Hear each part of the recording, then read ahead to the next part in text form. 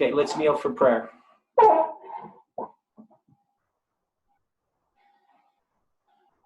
Dear Father in heaven, we are thankful for the time that we have here today to come together to look at Daniel 11 in greater detail than we may have in the past. We know, Lord, that this is the present truth, understanding these prophecies, how they relate to us today. And we pray, Lord, for wisdom and understanding. We pray that you can correct us in any errors that we may have, and that any light that you give us, that we can follow in it. Thank you for each person. We pray for a blessing upon them, upon the people that we minister to each day, each week. We pray for them. We ask, Lord, that we can be a light to lighten the Gentiles. Thank you for the time that we have to study, and help us to be faithful in our use of it. And we pray this, and we thank you in Jesus' name. Amen.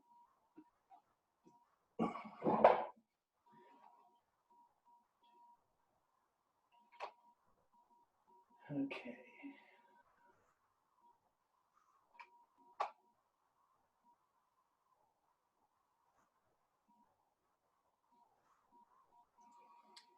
So we're going to study Swearingen's book, however you say his name, Mark Alden Swearingen. Somebody might know a better way to pronounce it.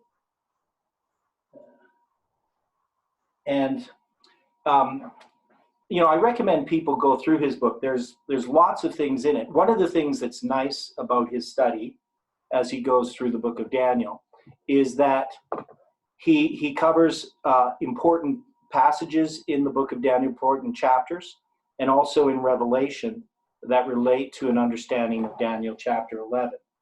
So there's not a lot of people who approach Daniel 11 in that way.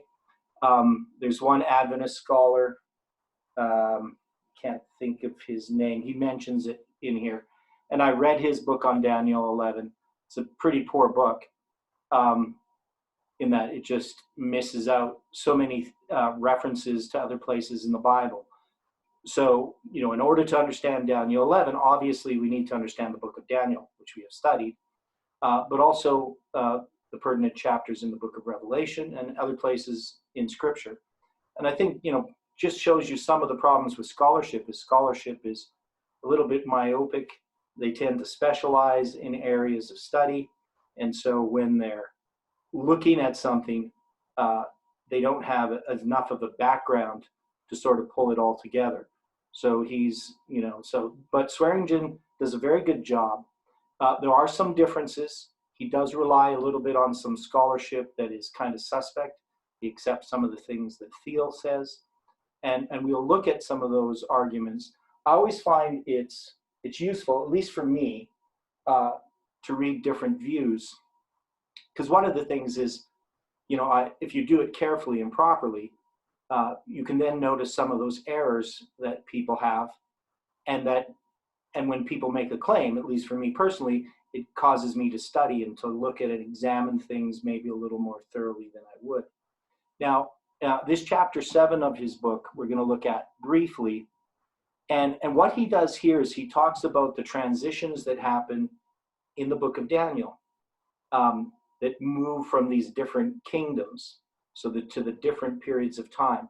And I'm not sure that he's 100% complete in all of them, because we've looked at them a little bit differently than he has. But I think, most people would generally agree with this view of it. They would see it in that way. Now, so I'm just going to kind of skip to the list here he has at the end. I skipped too far.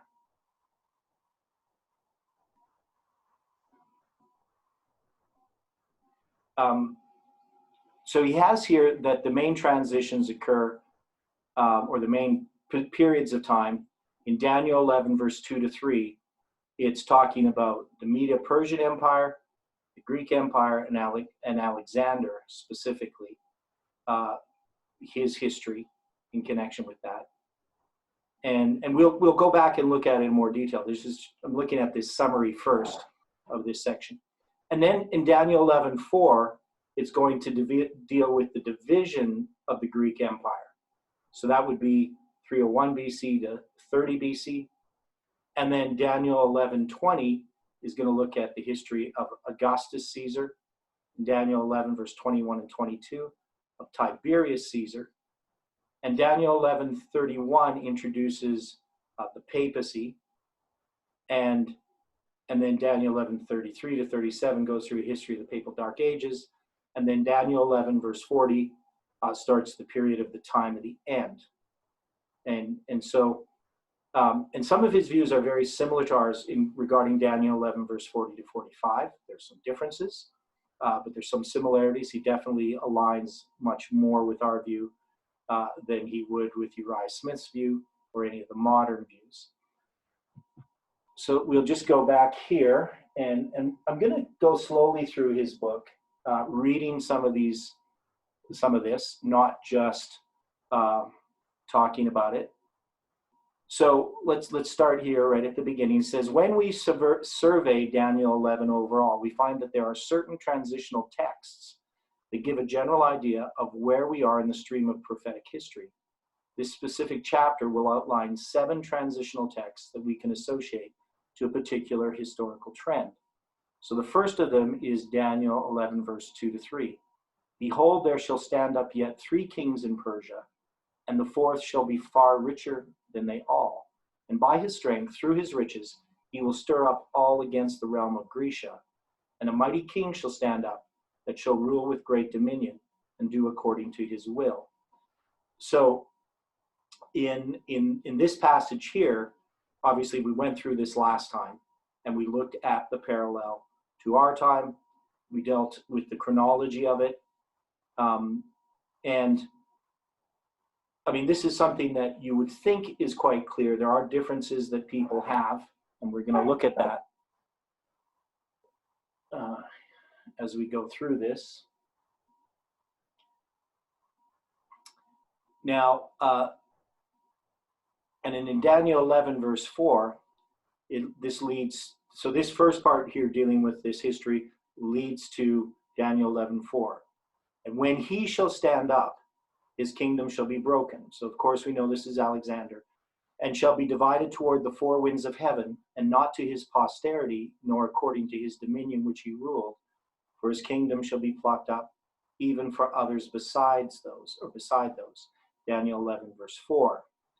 So obviously this period of time, which many people find confusing, I find confusing because you have all these people with the same name. And this history, I've read more on it, so I have a better understanding of it. I'm able to picture who these people are and what they've done to more of a degree than I used to be able to, but still I sometimes get confused dealing with that division. So after the death of Alexander, the empire would be divided into 4 distinct kingdoms. Again, the historical record will show that after the Battle of Ipsus, 4 formal generals of Alexander would divide his empire. As related earlier, these 4 generals would consist of Ptolemy, Seleucus, and Cassander and Lysimachus. Now, this next transition, of course, is going to deal with the Roman Empire, and Daniel 11, verse 20, and Daniel 11, verse 21 and 22. It says, then shall stand up in his estate a raiser of taxes in the glory of the kingdom. But within a few days he shall be destroyed, neither in anger nor in battle. And he'll see that, obviously this refers to Caesar Augustus. And in his estate shall stand up a vile person, to whom they shall not give the honor of the kingdom, but he shall come in peaceably and obtain the kingdom by flatteries. And with the arms of a flood shall they be overflown from before him, and shall be broken, yea, also the prince of the covenant. So he says, as we assess the first passage above, the physician Luke stated that the raiser of taxes would be the pagan Roman emperor, Caesar Augustus. He stated that it came to pass in those days that there went out a decree from Caesar Augustus that all the world should be taxed. And Caesar Augustus would not die in anger nor in battle, but would die a natural death and be succeeded by Tiberius Caesar. Tiberius is the subject of the second transitional text above, who was the emperor in power when Christ, the Prince of the Covenant, was broken or crucified. Thus, these two passages clearly place us in the history of pagan Rome. Our next transitional text will take us to the historical phase of the Papal Roman Empire. So, and it's interesting too, when the Bible's addressing the history of Rome, we don't see anything about Julius Caesar. We see Caesar Augustus and Tiberius Caesar, and I would think that this is because under those Caesars, the contact with the Jews is the important issue. So they have a prophetic role. But we also see, and we're going to see as we go through Daniel 11, because we're going to go through and study these passages, we'll see that we've made an application where we can see the raiser of taxes, both when we deal with Darius the Persian, and also here with Caesar Augustus as a parallel to Obama, right? So we can see that, and then we would see that this vile person, Tiberius, parallels Trump. So in looking at this ancient history and trying to apply it to our history, we have a whole bunch of keys. One is we need to understand first the actual application of these passages historically. But we have these keys, or these phrases that show up in other places of Scripture. So by comparing Scripture with Scripture, we can then apply those things. And then we can also see by Daniel 11, verse 40 to 45, and the repeat of history, we can go back and we can see how all of these passages in Daniel 11 are adding more detail regarding Daniel 11, verse 40 to 45. I've been having this email exchange with a guy who's sort of in the message, who sort of stands kind of critical of the message. That is, he supports to some degree that this is God's movement, but he's very critical of, and has been for a long time, of our interpretations of many things that we would say are foundational. He puts, for instance, 9/11 as a conspiracy theory, and that the real attack against the Twin Towers was in 1993. So he's got some very strange ideas, trying to use the 1993 attack on the World Trade Center as the waymark that we should be marking as a parallel with August 11th, 1840, which I have a problem with. One is because it doesn't fulfill that role within the movement. That is, it doesn't empower the first message. But there's also other reasons. One is we know that 9/11 does empower the first message. And it wouldn't make sense that the movement has ignored so significantly the main waymark, and thus would be that far off track. So anyway, I just bring this guy up for a reason dealing with Daniel chapter 11 and our interpretation of taking the first 4 verses, for instance, and saying that this applies to our history. And he believes that we're just forcing this to fit. And I don't see that at all. But also we have some very, as we're going to go through Daniel 11, these little clues or keys, such as the overflowing, that become really foundational. The other thing is and you're going to see this as we go through, so I'm just kind of getting you to think about these ideas. So we know that we originally understood Daniel chapter 11, verse 40 to 45. We understood that when the USSR fell, at least that's how we understood it, that was the end of the USSR, so 1989. And then we came to understand that Russia had not fallen. Now he would argue that the USSR fell and they're an atheistic power, and Russia isn't an atheistic power. And we see that Daniel 11, verse 40, dealing with the battle of the King of the North that happens in 1798, and then the battle, the response that happens in 1989, we would see that is typified by these other battles but also that we have more details, that there's more battles that go on between the king of the north and the king of the south. And there are some ideas regarding that I have that I'm not sure how people would understand them, or whether, I don't understand it fully. But one is, we could look at anytime we have a battle where you have the king of the south and the king of the north, and the king of the north should win that battle, but the king of the south wins. And then you have a battle in response to that where the king of the north wins. We could always match those up with Raphia and Paniah in some ways. And I'm not just talking about in the book of Daniel, but even when we look at other histories dealing with North and South, whether it's the American Civil War, the Battle of Manassas, and things like that. These are the battles of Bull Run. There's two of them, which is two battles of Manassas. It's another name for them, which is, of course, a different study. But I think that you cannot just dismiss all of this, the study that we've done on chapter 11, that shows that there is more in our history, that these things, in a sense, continue to repeat in our history.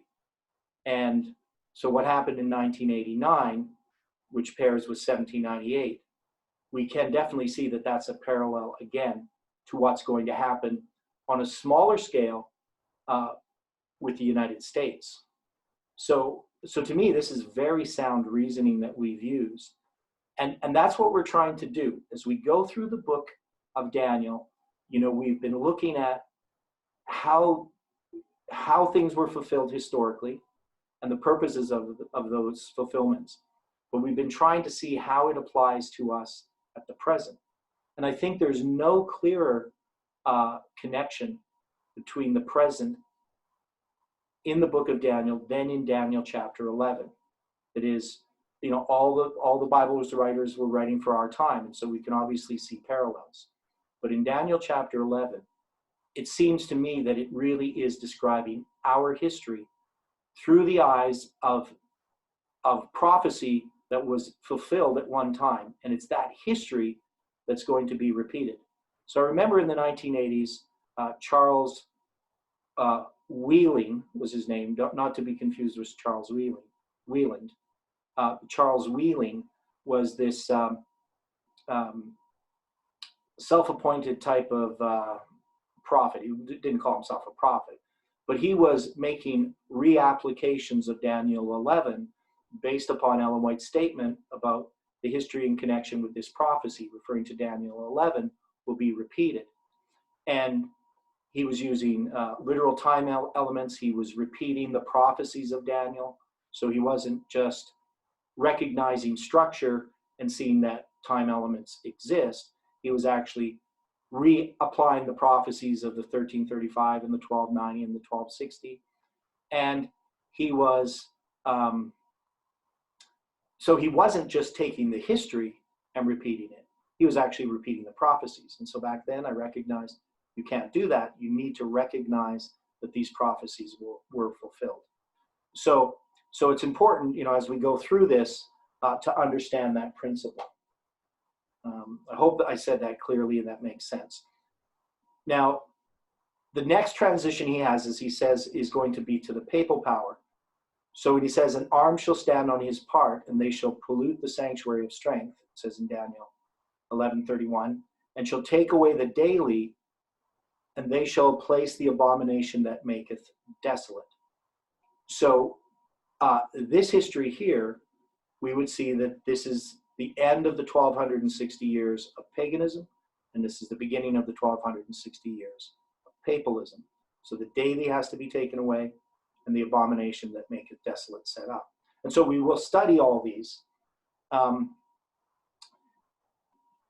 And so he talks about here, he says, our review of Daniel 8 had established the papacy as a desolating power, and therefore the abomination that makes desolate in the above passage relates to papal Roman Empire, which assumed a dark age reign of persecution from 538 to 1798.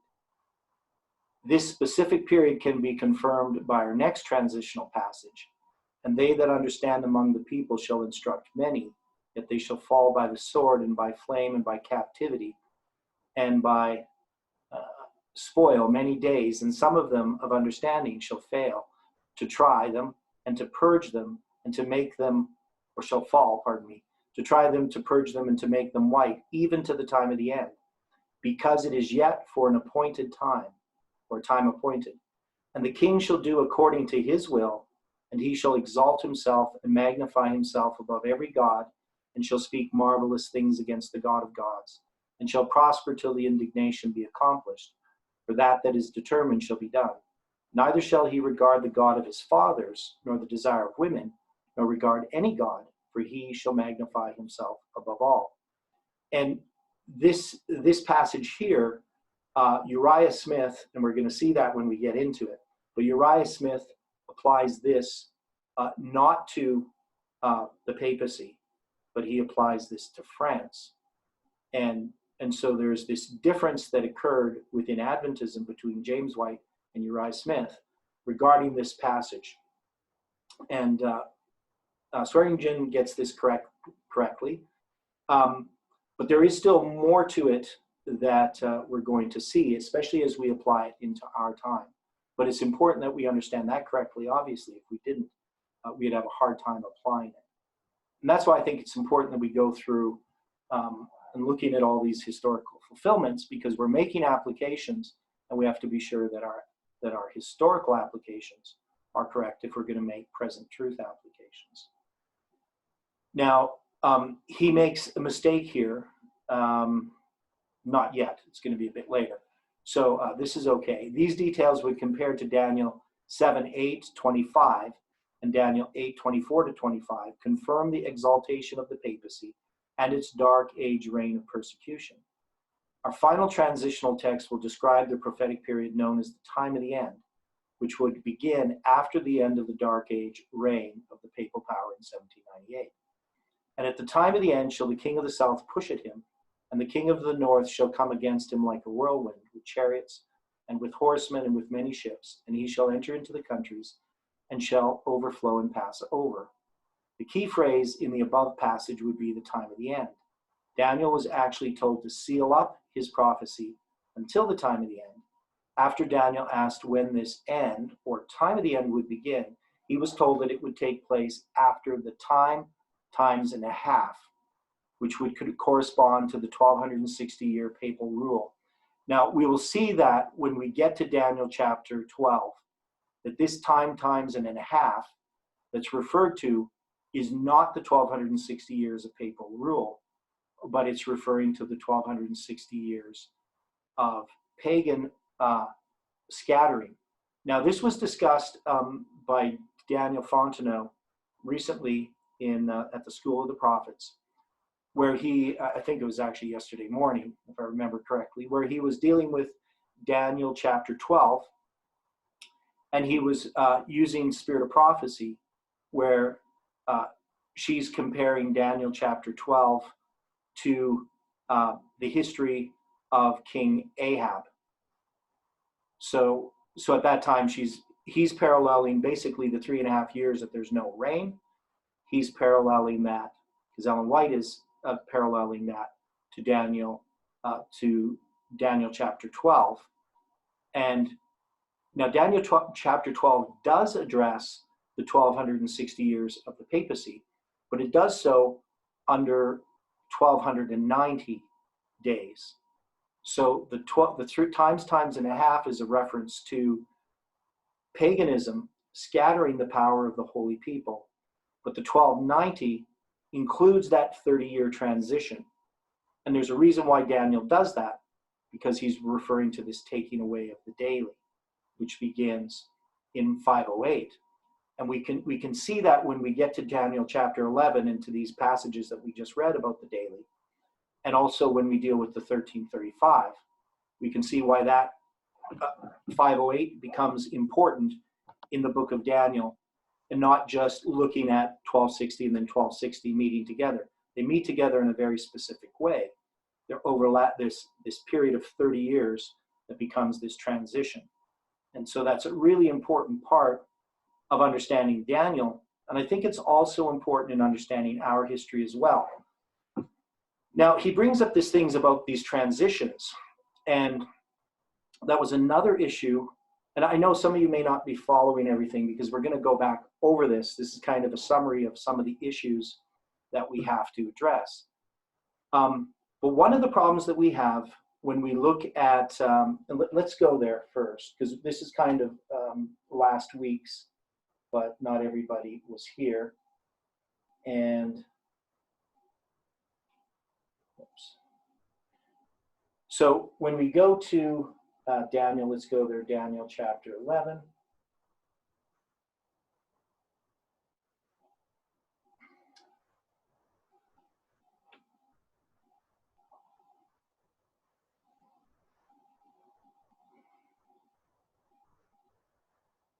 So when we're reading this chapter, going from chapter 11, verse 3 to 4, we're skipping out a bunch of kings of Persia. And it says, and now I will show thee the truth. Behold, there shall stand up yet 3 kings in Persia. And we showed that the king at the time is Cyrus, and that goes back to chapter 10, verse 1. Daniel 11, verse 1 is not referring to when this vision is given, but referring to an earlier period. And it says, and now I will show thee the truth. Behold, there shall stand up yet 3 kings in Persia. So Cyrus is a king. There's going to be 3 more that are going to be listed. Now they would be Cambyses, Falsmurtus, Darius the Persian. Those would be the 3 kings. And then it says, and the 4th shall be far richer than they all. And the 4th is Xerxes. And by his strength, through his riches, he shall stir up all against the realm of Grecia. And a mighty king shall stand up that shall rule with great dominion and do according to his will. So here we've actually skipped Artaxerxes. So we went to Xerxes, the Ahasuerus of the book of Esther. And then we're just going to skip to this mighty king, which is Alexander the Great. And people who have brought up this argument say that we can't make Trump Xerxes and Alexander, because in a sense that's what we believe. So we know that there's this attack against Grecia, and Grecia represents the world, the globalism that exists. But then this mighty king that comes is obviously not Xerxes. And then we're making this transition. We're going to make Xerxes symbolize Trump, but then we're going to have Alexander the Great symbolize Trump. At least that's the way that we've been interpreting it. And this person that I was talking about, he says you can't do that. You can't have one person symbolized by 2 different historical figures. And I, of course, disagree with him for a number of reasons. One is we do it other places, which he actually admits that we do it other places. So he says we can't do it those other places as well. So he's also attacking lots of other arguments that we have made. But these are not really about the people themselves. So when we say that, Xerxes symbolizes Trump, it's not really Trump as a person. It's Trump as his actions in history. His actions in history are typified by Xerxes. And if Trump would become the head of the UN, obviously we wouldn't look at and saying, well, now we've just taken another person and Trump now has changed into Alexander the Great. We would just say that Alexander the Great's actions would typify the actions that Trump would then have in our time. And I think this is an important distinction that we have not made when we've looked at people like Jeff, the role that he's played when he's paralleled Miller. But he's not continuing to parallel Miller all along the way because he becomes part of the movement as well. So as an individual, he's not Miller, but there's actions that he did in the past that would have been typified by Miller. And so in establishing this movement, he's definitely typified by Miller. He has the increase of knowledge, he has the time of the end that Miller had, and he has formalization of the message and all those things that paralleled Miller. But this movement, we don't look for somebody in this movement or a person to then be typified by snow. We would recognize that this whole movement is snow. And we're going to deal with that when we start to look at Samuel Snow's letters on Sunday in more detail, and look at Millerite history, and look at the transitions that occurred in Millerite history and see how they parallel what's happened in our history. So anyway, my point going back to these transitions here in Daniel chapter 11 is that these transitions, historically, they're not necessarily how a historian would have written this history. That is, they're following history, but the details that are being brought out are not so much about that time as they are about our time.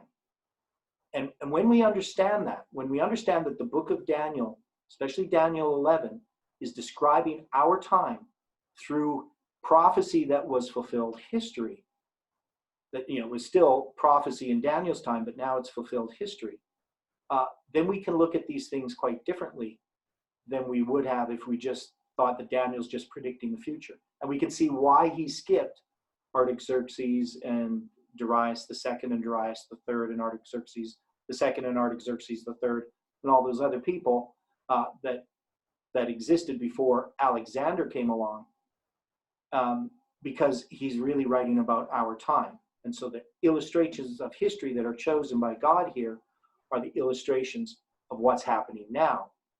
That's why they're described. Now, they also are being described because they are the history that existed, but that history that existed didn't exist just for itself. It existed to illustrate our time.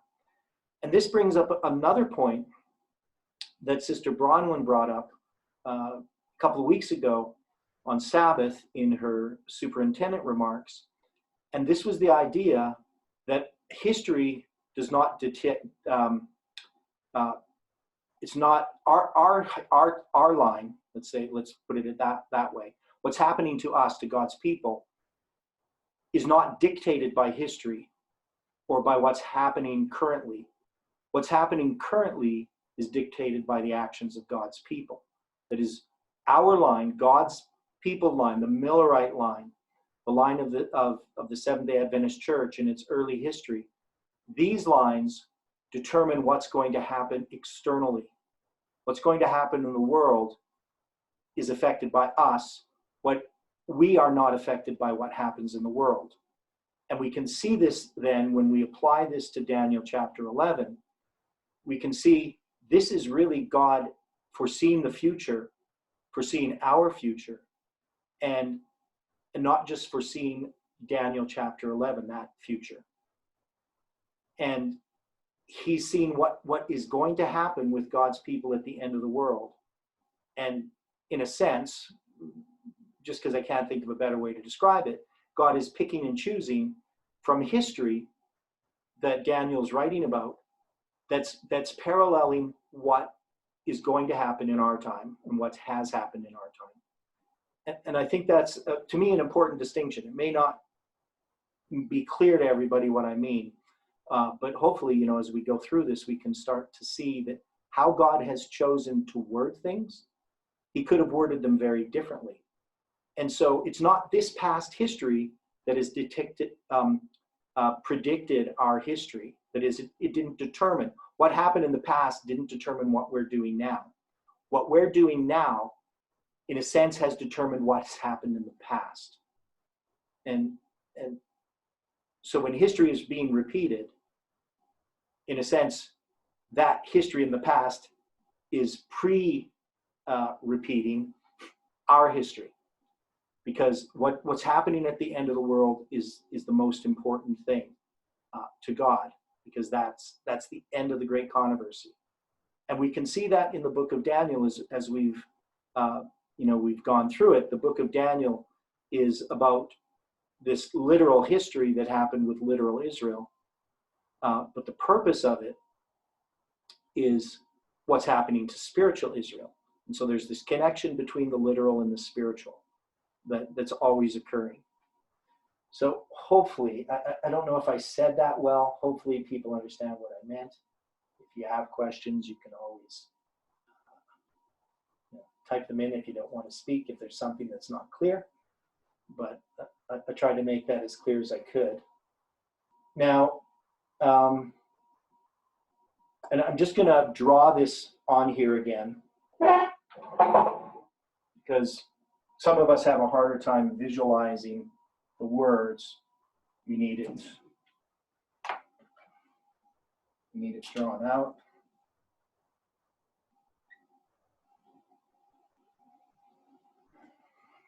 So we know that when we're dealing with these kings, we had Darius the Mede,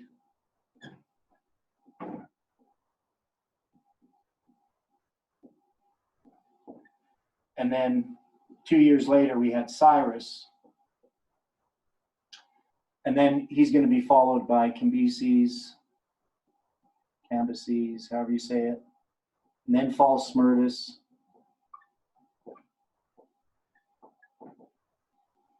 and then Darius the Persian, Darius the Great, and then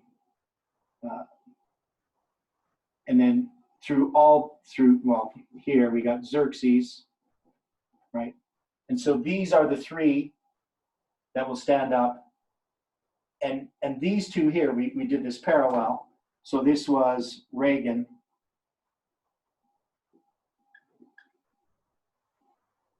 This is Bush the first. This is Clinton. Bush the second. Obama. And then Trump. And so here, we dealt with this, and we're going to start looking, after we go through this basic outline, we're going to start looking at how we move from Trump to Xerxes being Trump to Alexander the Great being Trump. And this is probably one of the most problematic issues. One is, Jeff has always insisted on this, and a lot of people have objected to it, not just this fellow, how we can do that, how we can get Trump to be typified by Alexander the Great. But in this history here, we're also going to deal with a little bit more. So we'll go back to our notes.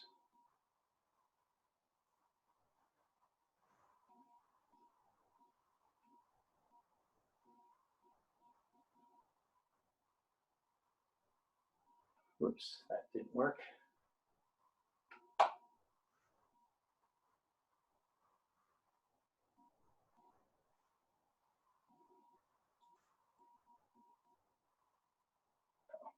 Okay.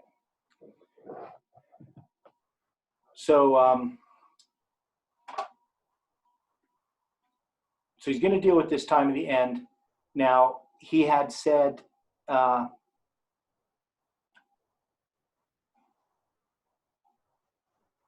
okay, on an examination of Daniel 11, verse 40 to 45, which we have divided into 6 separate chapters for simplification purposes. So in his book, he's going to deal with each of these verses. Will reveal that this passage describes the decree of a resurrected, healed papal Rome, which will actually parallel Revelation 13, verse 1 to 3, and Revelation 17, verse 1 to 11. So the specific passage of Daniel 11, verse 40-45 will apply directly to last day events that relate to our time. To summarize, here's the basic list of the 7 historical passages that we identified. So he actually has a view that's very similar to ours in regard to the rise of the papacy and also what happened in 1989. He doesn't give it a dual time of the end application like we do and then start another line. But it's still very similar to our view, similar to the view of Louis F. Weir. And then here were these sections that we just looked at. So we have all these periods, 7 of them that we looked at. And so we looked at last week, we looked at basically the first part of this, Daniel 2 verse 11 verse 2 and 3. Now we have Alexander to address, and then of course the 4 Hellenistic empires. And this to me is the most difficult part, as I've said, dealing with the divided Greece and going through that history, and then not just historically understanding it, because it's in this history that we get the Battle of Raphi and the Battle of Panium, but also how we divide that up and how we take these repeats of history. Now, I said before last week that I know that there were differences that were arising in this movement regarding Daniel chapter 11 and how to apply some of the verses. And at the time, I didn't really follow what was happening because I wasn't paying as much attention to Daniel 11 as I should have. One is I just found it confusing, these different views, and we never resolved those views as a movement. So one of the things that we found is that some of the people in the movement, some of the leaders, were at odds with each other regarding that initially, because there was light coming out of Africa that was eventually suppressed regarding chapter 11. And then there was lots of different groups coming up with these views. And that actually, those disagreements caused it to be pushed aside, and it wasn't settled. Other issues came to the front. One was time setting. So there was just this whole series of events that we never got clarity on Daniel 11. And we know that Jeff has been presenting Daniel 11, but not in as much detail regarding each of these verses as I would like. But he recognizes that he now understands Daniel 11 and its application to our time. But I'm not sure that I do, right? So I'm not sure that I fully understand what the issues are regarding every passage of Daniel 11. That is, I can't go through Daniel 11 and say, here is the actual historical application and here is how it's applying to our day. I don't think I personally can do that. So, maybe I shouldn't be teaching Daniel 11, but the idea is for us to go through this together. And even if we're not all discussing this during this study, I want people to read these things over and to think about them and to make suggestions. And I think we can prepare a document, which I included in the email, where we take these verses and put the historical and the present truth application in brackets. I think that we should be able to do that, and that we should be able to correct any problems that we have. And whether, Elder Jeff, makes those corrections for us, voluntarily, or we give him the document and just say, look, you're going to have to correct it where we're wrong. We'll wait and see how that happens. And I'm not sure, one of the things too about Daniel chapter 11 is the time in which God reveals light is the time we need it most. And even though there was a lot of light regarding Daniel 11, I think that it's at this time, as we're approaching July 18th, this is my view, is that this is when Daniel 11 is going to become more significant, because our message to the Levites is not the message of Ezekiel or the message of Revelation 9, even though those messages are important to some degree. Our message is the message of Daniel 11, verse 40 to 45. That is our message. That was the message that this movement was given at the beginning. That is our message. Sometimes other truths that are important sort of in people's minds co-opted that as being the main message. Many people came into this movement about the 2520 thinking, that's the most important thing, or that's what our message is. But I don't really think that our message to Adventists is about the 2520 or even some of these, all these different time elements that we've studied.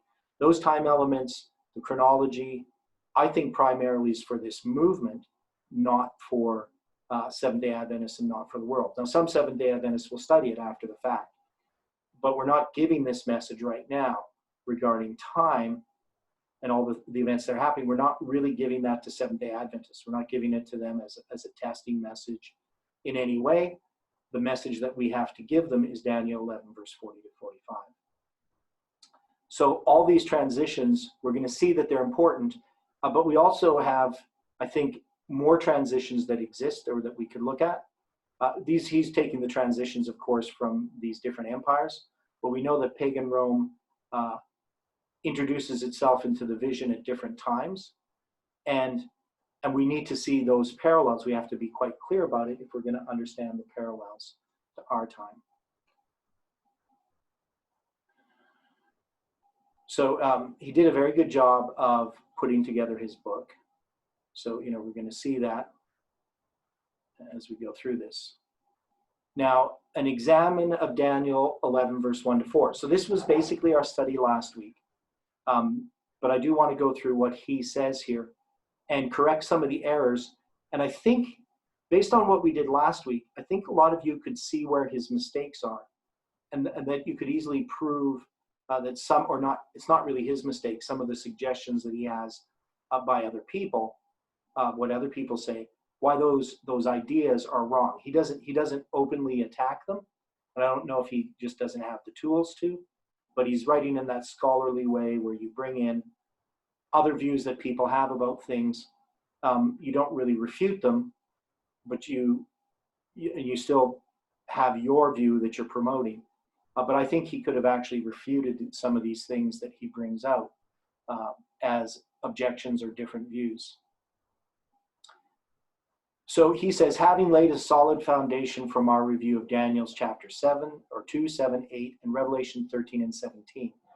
And you can see that we have actually covered those in our study of Daniel chapter 11, or the book of Daniel. We've covered them to some degree. Now, some of them we dealt with in some of the other studies maybe as well. But if we think about it, Daniel 2, 7, and 8 are extremely important in understanding the context of Daniel chapter 11, because it's about these world kingdoms.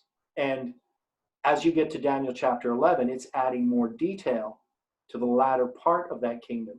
Daniel 2 is focusing mostly on Babylon. Chapter 7 is also focusing upon Babylon, but it introduces in much more detail regarding the papacy and the 1260 years of papal supremacy. And Daniel chapter 8 is addressing that transition from pagan Rome to papal Rome, or from paganism to the papacy. And of course, the whole issue of the daily there, and also the 2300 days. And it also brings us to the time of the end. So through the 2300 days, it brings us into Millerite history. And then Revelation 13 and 17, and we also dealt with Revelation 12 as well. And I think he does in his book. Not sure why he doesn't mention it, because I thought he did.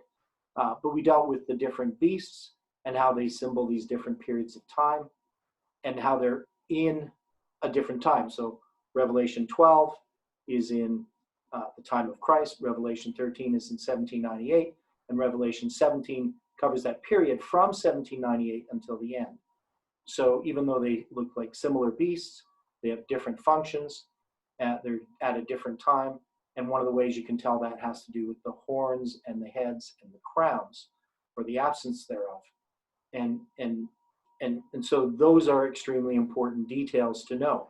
So we should know Revelation 12, 13, and 17. And then obviously Revelation 13, we've known in this movement that Revelation 13 and Daniel 11, verse 40 to 45 are talking about the same history. But in a different way, quite a different way. So we're now prepared to begin our examination of Daniel 11. We will remember that Daniel 2 and 7, the prophetic chronology, began with the Babylonian Empire. Daniel 8, on the other hand, actually began its prophetic chronology with the Medo-Persian Empire. And we have, of course, showed that because it was in the time of the Medes and Persians, or the Persian Empire, that the 2300 days begins, which gives you a clue regarding the start of the 2300 days, and that you can't ignore the period of time of paganism, right? So the two desolating powers have to be understood. And Daniel 11 also begins its prophetic chronology with the Medo-Persian Empire, and then traces the rise of the Greek Empire and the Hellenistic kingdoms that emerged after the death of Alexander the Great. Now, Heidi and I have been watching documentaries on YouTube dealing with some of this history. So we watched a documentary on Athens and which was very, very interesting. It dealt with that whole history and some of the battles between the Persians. We also watched a documentary on Persepolis, which was a city in Persia. Persepolis means a city of Persia. And we watched some other documentaries dealing with Roman history, with Carthage. And these sort of documentaries have really helped us get a visual idea of this history, who the people were. And so when we start, I've been trying to find good documentaries on Alexander. We did watch some dealing with Alexander a little bit, but they weren't very good. And also, if I could, find some good documentaries on this period of the division of Alexander's empire. Some of them are, when you go on YouTube, you'll find all these war documentaries that were done with ancient war. I guess they're sort of like video games of some sort, where you can sort of set up these battles, and they're very dry, and they're just usually about the battles themselves. They don't give a lot of background, so they're not very engaging to watch. So it's hard to sift through all those when you're searching on YouTube. If you look up the Battle of Raphia, you'll see lots of battles of Raphia that are just basically reenactments of the battle done with computer animation from these video games. So they're not really that interesting, and they don't really help us understand or put together a visual picture of these people. And for me, I need that. When it comes to people, I'm not good with names, so I need somehow a story behind it that I can sort of visualize that. And I think a lot of us are like that. So in chapter 11, verse 1 to 2, he's going to go on, and basically this is reviewing last week's. Also, I, in the first year of Darius the Mede, even I stood to confirm and strengthen him. So this is referring to an earlier history, as we saw, that when Babylon fell,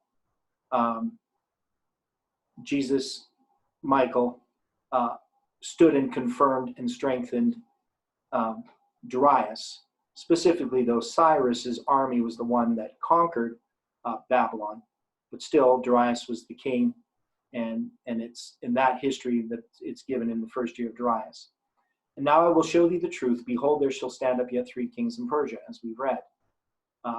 So this is the time of Cyrus from chapter 10, verse 1, and we know that that's Cambyses, false Smyrnus, and Darius the second, or Darius the Persian. And the 4th shall be far richer than they all. So we know that's Xerxes, the Ahasuerus of the book of Esther. And by his strength, through his riches, shall he stir up all against the realm of Grecia. So we actually watched a documentary on this war preparation that Persia brought against Greece. So this is, and the Battle of Thermopylae in this history is, of course, very, very important, dealing with the Spartans and the 300. So those are things that I can at least visually kind of connect with. I know about that battle, and so I could place it somewhere.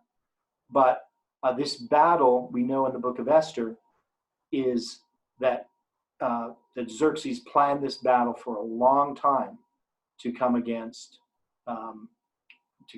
Greece. So it's extremely important to know that history if you're going to understand this prophecy. Behold, there shall stand up yet 3 kings in Persia, and the 4th shall be far richer than they all. And by his strength, through his riches, he shall stir up all against the realm of Grecia. In the 1st year of the reign of King Darius the Mede, during the 3rd year of the reign of King Cyrus the Persian. Now, I don't quite get what he's saying here. He's using Edwin Thiel. So he says, in the 1st year of the reign of King Darius the Mede, during the 3rd year of the reign of Cyrus the Persian, which makes no sense, because the 1st year of the reign of King Darius the Mede is not the 3rd year of the reign of King Cyrus the Persian. And I almost think that, now he says here, this source reveals that Cyrus ruled from approximately 538 to 530 BC. Thus, his 3rd year would be in the year 535 to 534 BC. and this is the scholar that he refers to. See also Jacques Ducan, Secrets of Daniel, Wisdom and Dreams of the Jewish Prince in Exile, a book which I have. And bought back in probably the year 2000 when it came out. But there's a problem here. And so the third year of Cyrus, he is saying is the first year of Darius. And this doesn't make any sense. So I'll try to illustrate what he's saying, at least what I think he's saying, but it doesn't make any sense. And we dealt with this before. We dealt with this idea. Well, I guess I can do it up here. So here you have Darius. And we know this is October 13th, 539 BC, when Babylon falls under Darius. Cyrus, of course, is the general who goes into Babylon. And it's his army that kills Belshazzar. And then we know within about 2 years, Cyrus, from the fall of Babylon, Darius dies, and Cyrus succeeds to the throne.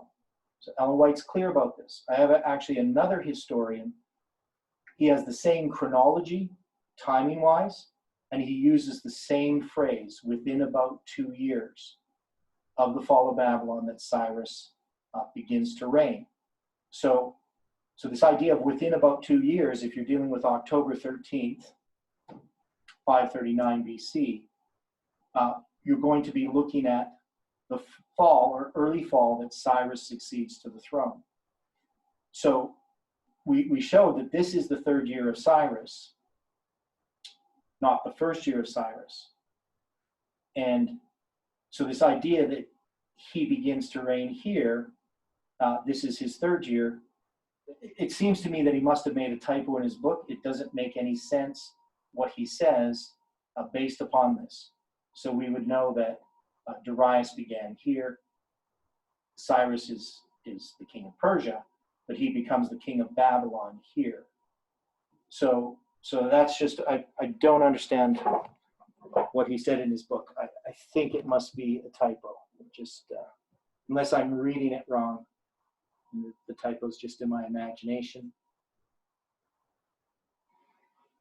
But he says here again, in the first year of the reign of Darius the Mede, during the third year of the reign of King Cyrus the Persian, which I would have said in the third year of the reign of Darius the Mede. I don't know. I don't know what I would say there. It just, his third year would be, it doesn't make sense. His third year is not going to be 535 or 534 BC. His third year would be 536 or 537 to 536. So, but what he's saying here just doesn't make sense. Anyway, that's the problem I have there, whether I misunderstand it or he just wrote something down wrong.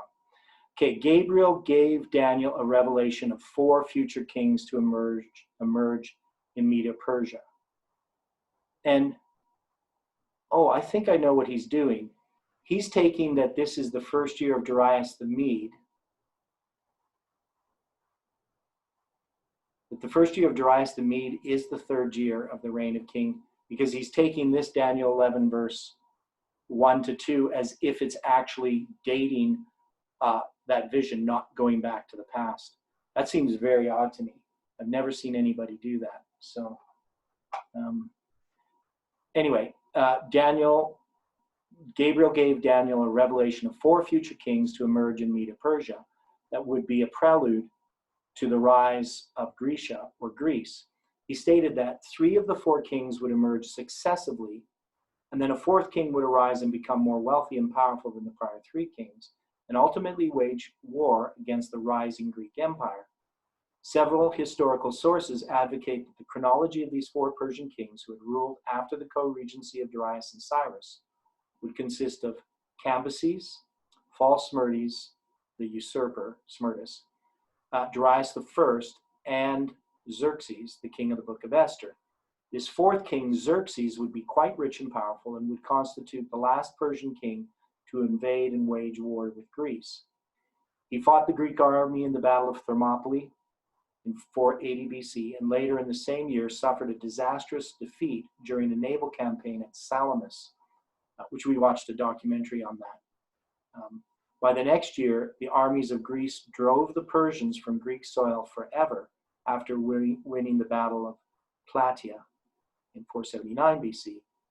Yet nearly 150 years later, after liberating the Greek settlements of Asia Minor called Ionia by the Greeks from Persian rule, and winning the Battle of Gaugamela near Arbela, Alexander the Great would finally conquer Medo-Persia on its own soil and end its monarchy. So we know, of course, about Alexander the Great, pretty famous name in history. And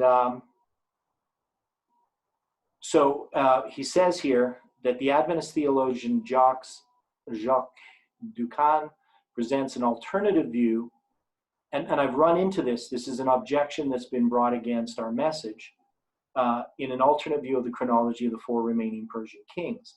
He suggests that the chronology of these four kings should omit the second king, false Smerdis, the usurper, and include the successor of Xerxes, Artaxerxes, for the following reasons. So his reasons are: Smerdis reigned less than 1 year, it was 7 months. He was a Median, not Persian, though I'm not really sure what that has to do with it, and because it's the Medo-Persian Empire. And the prophecy explicitly states that these kings would be from Persia. And again, that's not really, Persia is just Medo-Persia. It's a very silly argument as far as I'm concerned. His existence may have been a rumor concocted by Darius to justify taking the throne. So this is a common view that you have, is that false Smerdis was not really, it wasn't really who he said he was who he said he was. He was, I can't think of the guy's name. So you'll see lots of different views of this. You also see Herodotus, an authoritative ancient Greek historian, never mentioned false Smerdis in any of his commentaries. And I like these types of objections because these are the silliest kind of objections that you could use, for lack of a better word than silly. You have Herodotus, who's much later, who wrote very bizarre. Herodotus is not really a reliable historian. He's just somebody that we have from that time. And he's writing for a purpose. The fact that he doesn't mention false Smerdis would not be a reason to say that he didn't exist or that he wasn't purposefully, one of the kings in Bible prophecy that's mentioned. But I think the real problem here is that we actually have better historians that are closer to this time who do mention false Smerdis. And so just not mentioning him would really have nothing to do with Bible prophecy. We know he existed. How people might disagree about who he was, whether he was actually Smerdis or not, whether he was Bardia. So just because numerous commentators besides Herodotus overlook Smerdis, Edwin Thiel, in his famous work, The Mysterious Numbers of the Hebrew Kings,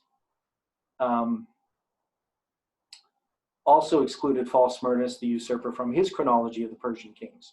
So people just leave him out, saying that he's not really a Persian king. Now, but the question then, and I think you can answer that, any of us who went through the study in the book of Ezra, when Ellen White lists the work of the enemies, she actually lists false Smerdis. And this is one of the things we have to be careful about. So we have scholars who make these arguments based upon, ancient historians about Bible prophecy, but the prophet in their own church who mentions false Smerdis, they disregard her statements as having any authority. So we know that Ellen White refers to false Smerdis by name, and that we had, and we'll just look at that here. So let's go there, because not everybody may have followed those studies, but we'll just go to the book of Ezra. And this is in chapter 4. And this is the work of the adversaries that's occurring. And it starts in verse 5. And hired counselors, this is talking about the enemies, against them to frustrate their purpose all the days of Cyrus, king of Persia, even unto the reign of Darius, king of Persia. So this is going to go from Cyrus to Darius the first. And in the reign of Ahasuerus, in the beginning of his reign, wrote they unto him an accusation against the inhabitants of Judah and Jerusalem. Ellen White clearly tells us that this Ahasuerus that's referred to here is Cambyses. And in the days of Artaxerxes wrote Bishlam, Mithridath, Tabeel, and the rest of their company unto Artaxerxes, kings of Persia, and she tells it that this is false Smyrtus. So, and we dealt with that in studying the book of Ezra, and we also, I think, dealt with it a little bit here in the study on Daniel. But Ellen White's very clear about this, and yet Adventist scholars don't accept her testimony regarding these kings. And we know that some people read this as Ahasuerus being Xerxes and Artaxerxes being Artaxerxes the first. But Ellen White doesn't do it that way. And when you start to follow some of these other theories about this, you run into historical problems. So, and I think many of you can see the problem that we have here as well, not just from what Ellen White says here, but this king, Xerxes, he's the one who stirs up all against the realm of Grecia. Artaxerxes does not do that, right? So you have to look at this history in the time of Xerxes. If the Bible is correct, it has to be Xerxes who does this. If you're going to wait for Artaxerxes, it just doesn't make any sense. He's just not the powerhouse, and he doesn't do that in any way. So it would be taking the Bible as wrong. So that's the thing, is I don't really understand why he would even mention this.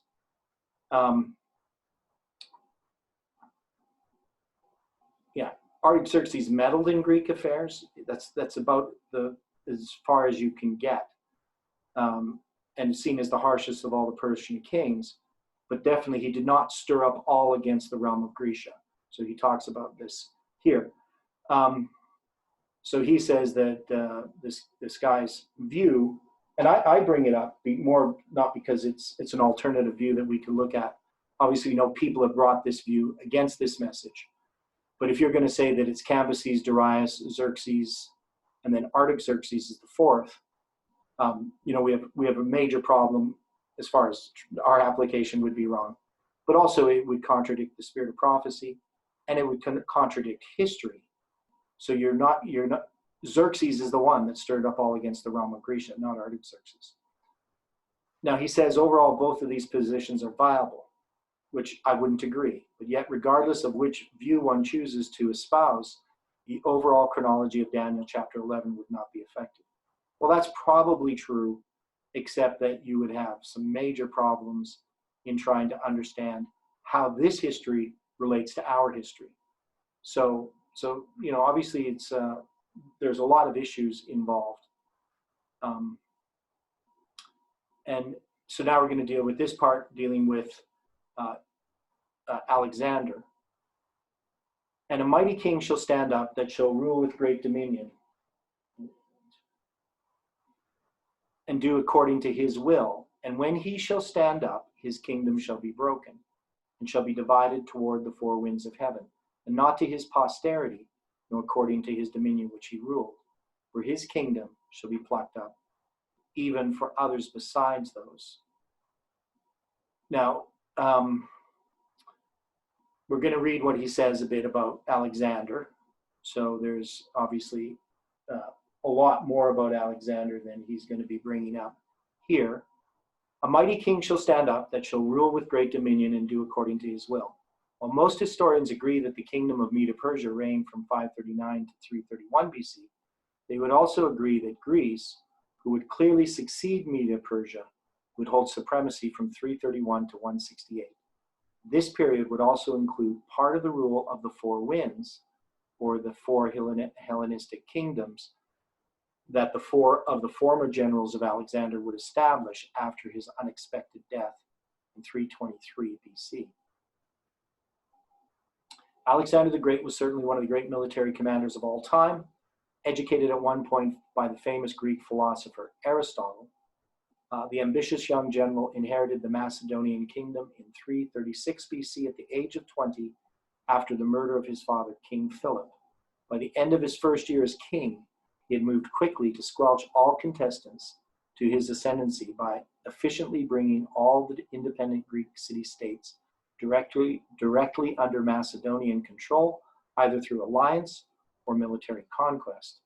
Rebellion-free security on the home front would then enable him to raise a large army and leave a politically stable homeland in order to do what his heart desired, launch an all-out invasion of the Greek arch-rival of Persia.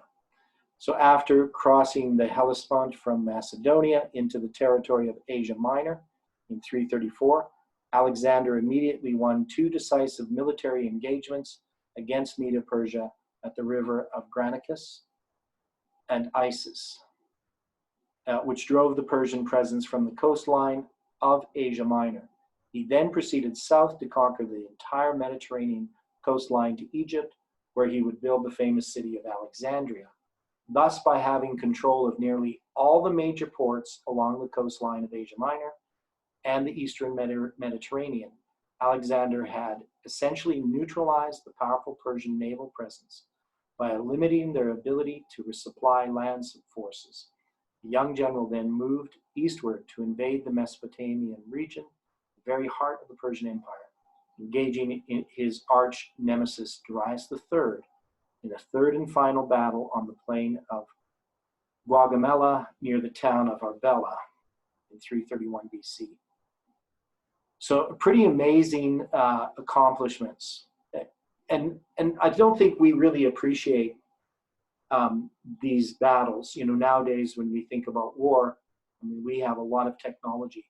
They had to use a lot of manpower, and they had to supply these armies with food. Of course, often they're just stealing from the places they're conquering.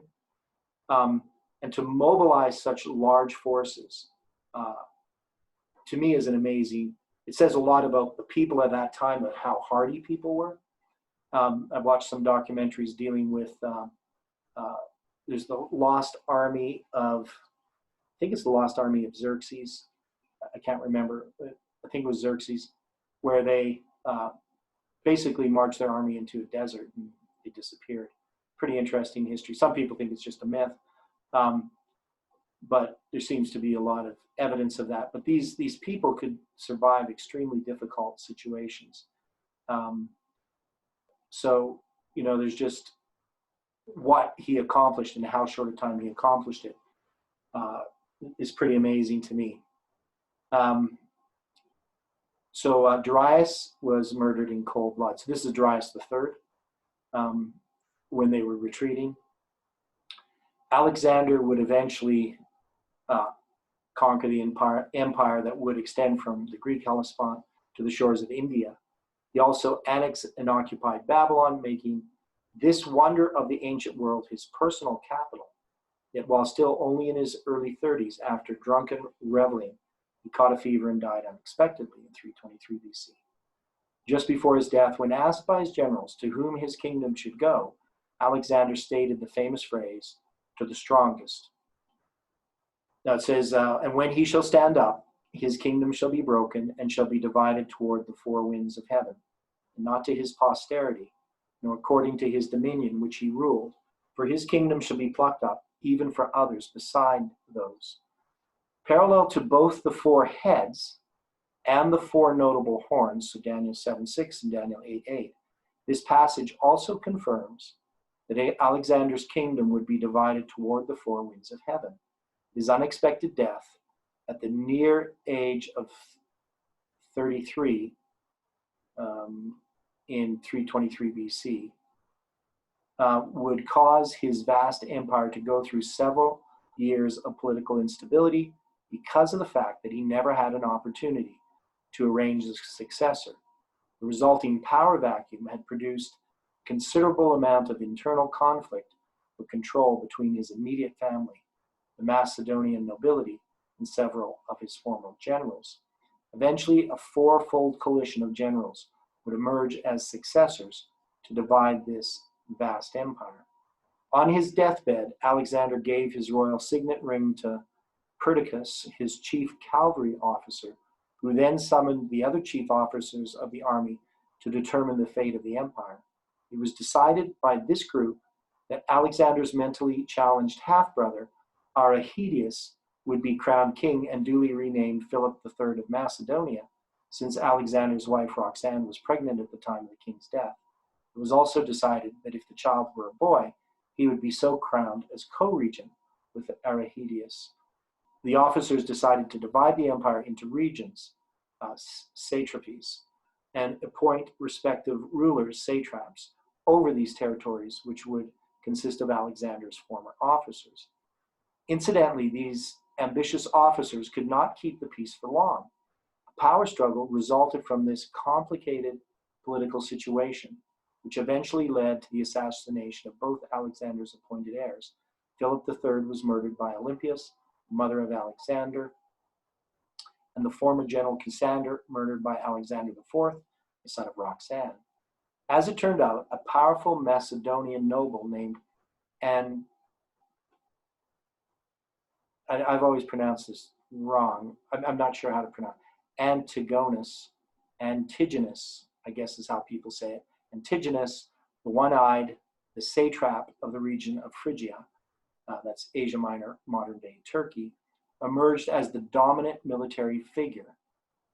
And from 316 to 301 BC, sought to bring the entire empire under his control. He would eventually face a growing threat from a powerful fourfold military coalition between Cassander, Lysimachus, Seleucus, and Ptolemy. These four men would unite their resources and conspire to defeat and kill Antigonus in the famous Battle of Ipsus in 301 BC. So we're familiar with some of this history, but we know that when Alexander died, it wasn't just simply the military or these generals just divided the kingdom. It took time. And some people look at these divisions. I think at one point there was 13 divisions, the satrapies. And then, of course, you had Antigonus, however you say his name, Antigonus. He started to become Antigonus. How do you say it? Antigonus. Antigonus, yeah. Okay. Antigonus. I don't know, but I like that. Okay. I just don't know if the G is soft or hard. But anyway, we have these, they then divide the kingdom. So at some point they come and divide it. And we've seen objections, I mean, at least I have, as a Seventh-day Adventist, books that would oppose Adventism. They would oppose this view that Adventists had about this. Even Adventist books have opposed this view, saying that the kingdom wasn't really divided into four. And this is part of the arguments that you would have coming from people like Desmond Ford in his study on the book of Daniel. So they take a different view of how to interpret prophecy than a biblical view. That is, when they find that history doesn't quite fit the way that they imagine it should, then the Bible's oversimplification nullifies it as being prophetic. And I think that's, of course, a big mistake, because we need to understand why the Bible chooses the histories that it does in presenting these prophecies, why they happen the way they do. And we saw that where they just skip a bunch of Persian kings and go right to Alexander. And that, I think, is mostly because of the illustrations or the patterns, the types that the Bible is laying out. So the Bible does have a way of looking at history that's different than a historian would. It's going to pick different events than a historian would, because they're biblically significant. They're significant for God's people, and they also illustrate what happens at the end of the world. So that's another point as well. This decisive victory over Antigonus at Ipsus served as a tremendous turning point because it had allowed these four generals to divide Alexander's former empire into four distinct kingdoms and declare themselves kings of their respective territories. Thus, these four wins would basically consist of the four kingdoms of these former generals. Ptolemy would govern Egypt, Palestine, and a portion of southern Syria. Cassander would proclaim himself king of Greece and Macedonia. Lysimachus would rule in Thrace and have a huge portion of Asia Minor. And Seleucus would have control of northern Syria, Mesopotamia, and the eastern territories. Eventually, these four kingdoms would be reduced to three kingdoms 20 years later. Seleucus would defeat and kill Lysimachus in the Battle of Corapedium in 321 BC, thus expanding his vast Syrian Seleucid realm and restructuring Alexander's former empire into three remaining territories. So this is another example. People say, well, you're just picking the one time when there's actually four divisions of Alexander's empire. But there was 3, there was 13, there's different things. But it's pretty clear that the four, towards the four winds of heaven, actually literally occurred. And that's the time that the Bible is talking about. It doesn't give you all these details in Daniel 8 about how that occurred, but we do get more details in Daniel chapter 11. So and it still says that it's towards the four winds of heaven. And Antigonus II Gonatas, the son of Demetrius and grandson of Antigonus the One-Eyed, would bring stability to the turbulent anarchy that had plagued Greco-Macedonia after Cassander's death. He defeated the Gauls at Lysimachia in 277 BC and would establish the Antigonid dynasty in Macedonia in 276 BC. And thus, by 276, three Hellenistic monarchies would stabilize: Antigonid Macedonia, Seleucid Syria, and Ptolemaic Egypt, and would dominate the Hellenistic era. That is, the interim of history between the death of Alexander the Great and the rise of the pagan Roman Empire. Now, we're going to see that there's some history here that we're familiar with. Now, notice this year 276. We know that the number 273 was used to bring us to this history and to look at the battles that would then follow, which I thought was an arbitrary jump to take the number from Acts 27, which was 273, and to go to 273. One is, you could have actually taken the other number, 276, from Acts 27, because that's part of that number. But all these battles that are going to occur, a whole bunch of battles, aren't really listed in the book of Daniel.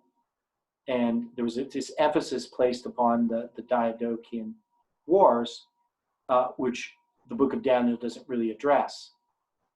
And their symbolic import. And most of that was to actually get us to watch CNN and not to watch Fox. That was, it seems to me, it was all about the elephants. And there was a logic to it, but there was a lot of problems with the presentation of that argument that wasn't seen immediately and was definitely seen later on. Some people saw some of the problems, misuse of history, cherry picking, and definitely not really being founded in the book of Daniel. By 168 BC, the expanding, growing pagan Roman Empire would involve themselves on a permanent basis in Greco-Macedonian affairs, led by the Roman consul and general Lucius Aemilius Paulus, and the armies of Rome would deal a crushing defeat to King Perseus and the Greco-Macedonian army in the Battle of Pydna, 168 BC.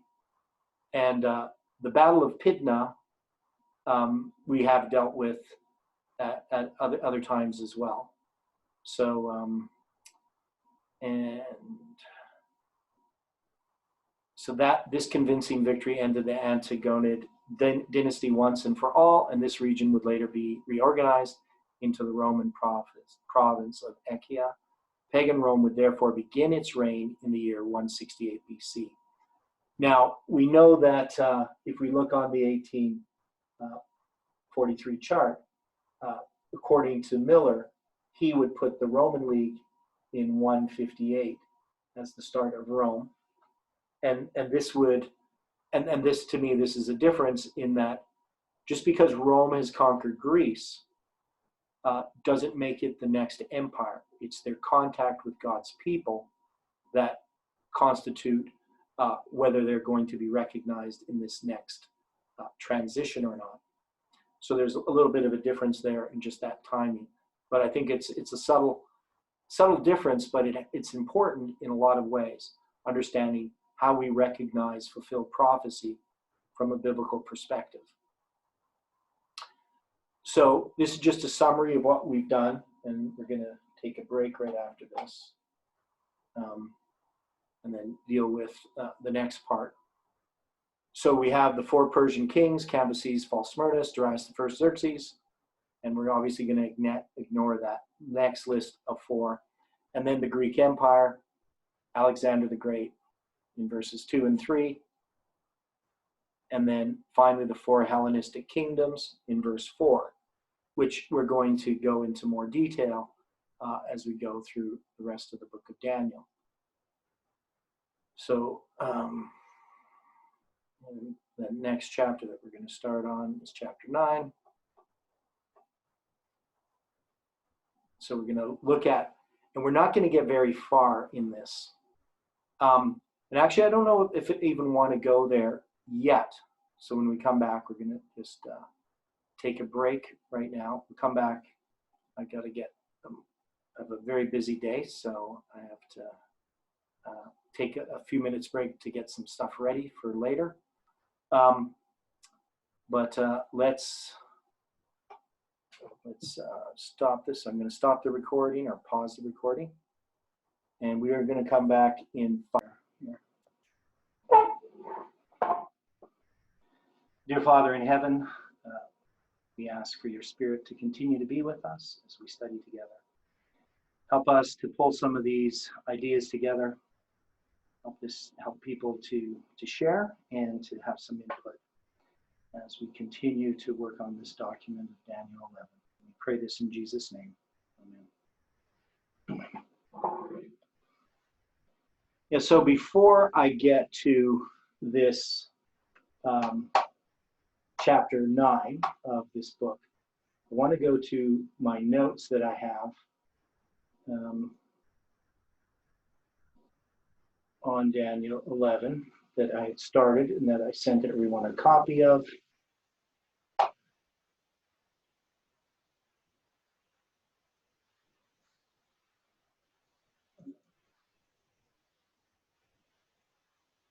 Now, I'm going to open just up my PDF one. Maybe I should actually open up the other one. This might be better. Okay. I did send some people a PDF because they asked for one because they couldn't open up Microsoft Word. And nope, that's not right.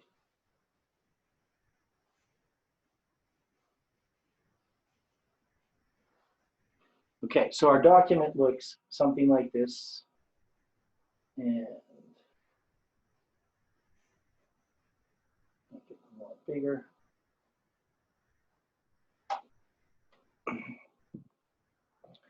So these divisions that we're going to have, we're just going to look over this first part. And I showed the divisions that he had here. Basically, mine are slightly different in how I name them, I believe, but they're pretty much the same division, so I have them listed at the top here. So first we have these lines, and so we can draw them out as we have done. We've drawn out the line of the kings, which I have behind me. at least part of it. So in the third year, which is 536 BC, that would be the third year of Cyrus, not 534. And that we would parallel 1991. So we would say 1989 would be, yeah, somebody's asking for the PDF. So in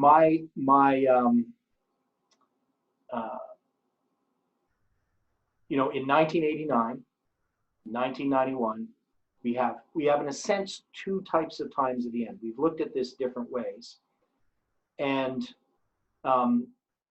so we know that George Bush, he ends up being the king in 1991.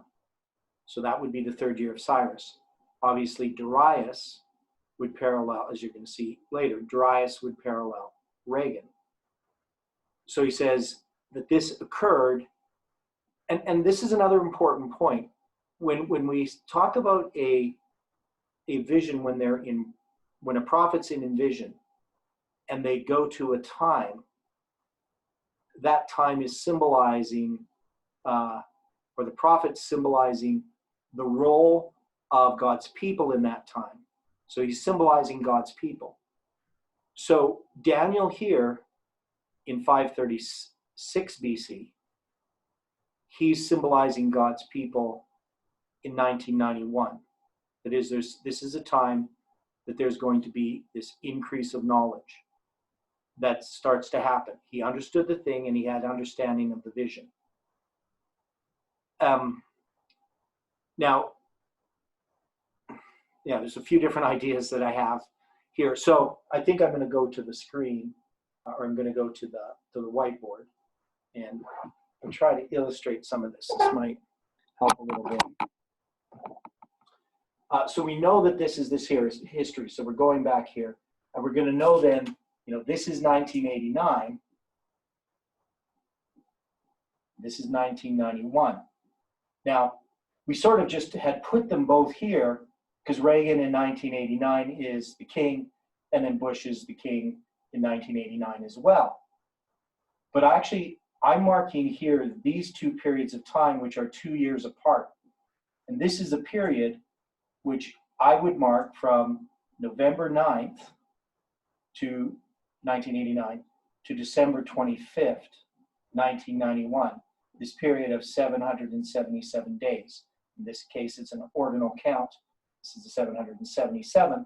So when you express an ordinal number in cardinal terms, if you say it's 777 days, that would be inclusive. And now we mark this. This is in December 25th, 1991.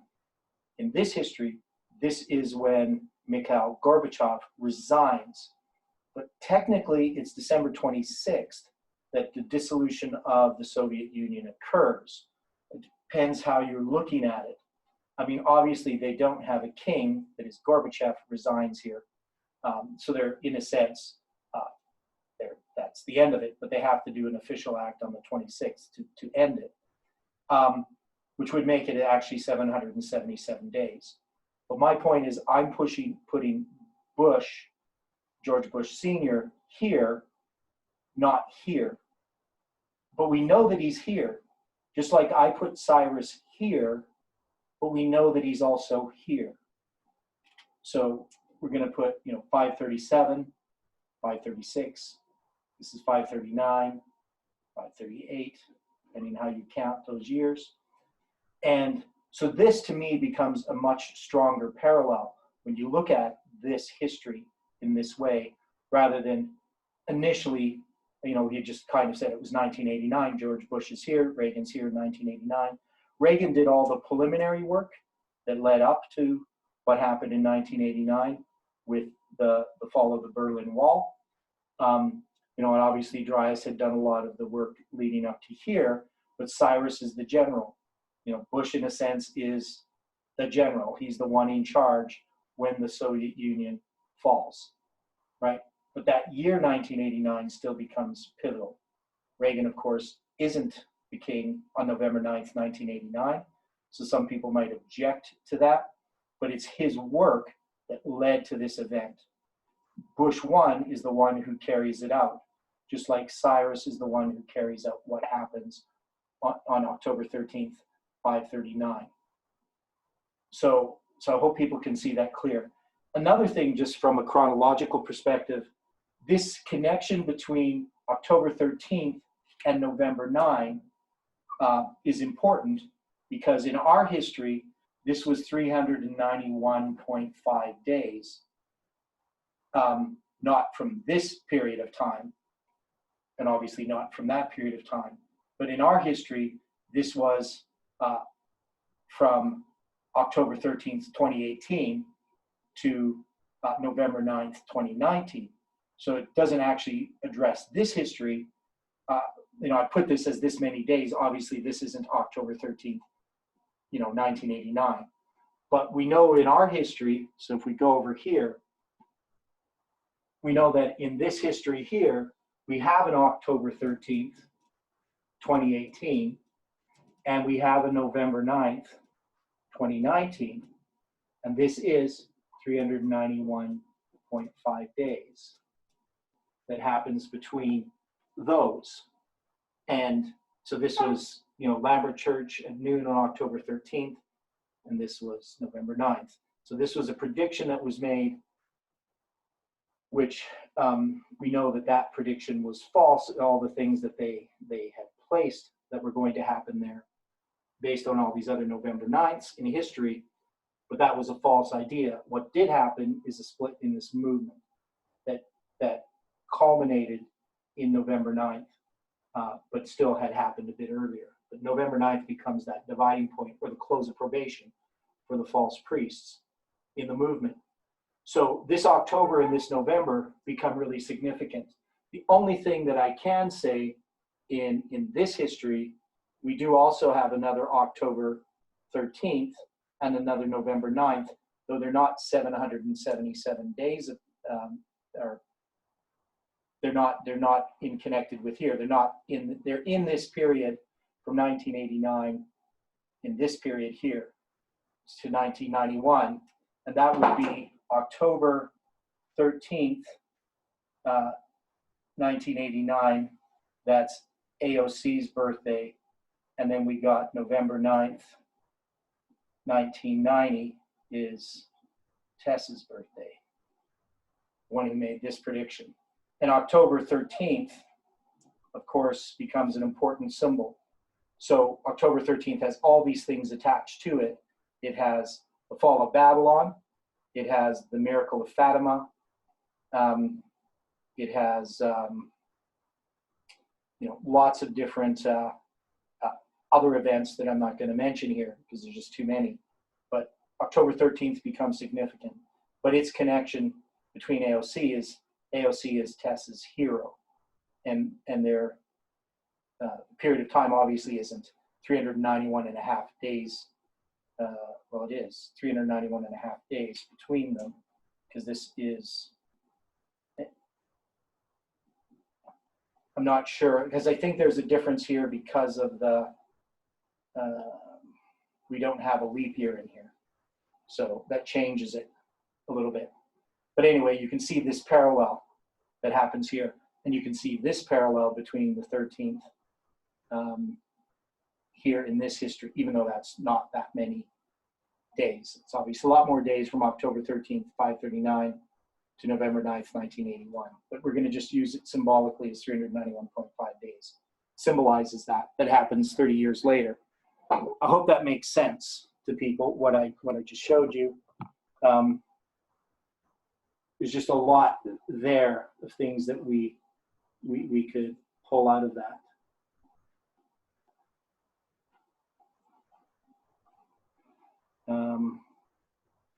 And I'm just going to pause this for a second. Just hang on.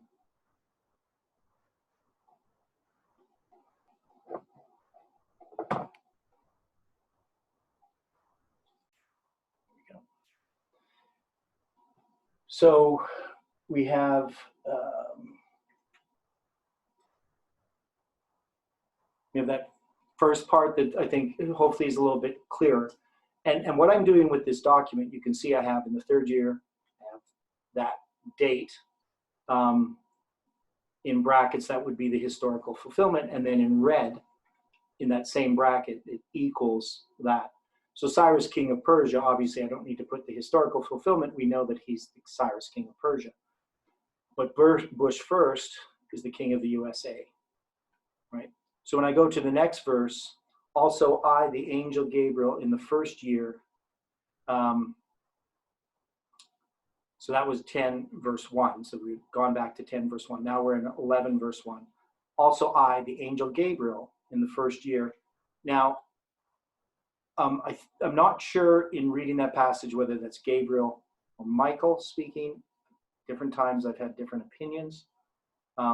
Looking at it at the time I wrote the document, I thought it was Gabriel. It could also, of course, been Michael speaking. So somebody may want to correct that. So anyway, we know that it's the angel talking, whether it's the angel Gabriel or the archangel, which is Christ, speaking to him in the first year, which would be 538. Now I put 538, but of course it's 539, 538. I'm just using that, what we have on the charts. And that equals 1989. So this is going back. Of Darius the Mede, that would parallel Reagan. Even I stood to confirm and strengthen him. And now I will show thee the truth. Behold, there shall stand up yet 3 kings in Persia. And we put those as Cambyses, false Smyrnus, and Darius the first, which equal Clinton, Bush the second, and Obama. And the fourth, Xerxes, who equals Trump, shall be far richer than they all.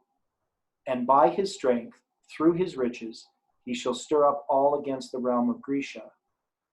And we're taking the Grecia to represent the Greek Empire, which in our history would be the globalists and Russia. So when I wrote this, it's the way I looked at it. So we may correct some of these things. And what I want people to do is you can either say now, if you want me to correct that, if you want to look at it a little bit differently. But I would think that there's this connection between the globalists and Russia, but I could be wrong. It could be just the globalists that are being referred to here, the United Nations. So maybe I shouldn't have included Russia in that. So, first we have this historical application. And as we know, it was Xerxes who did this. Now, this idea of the globalists is,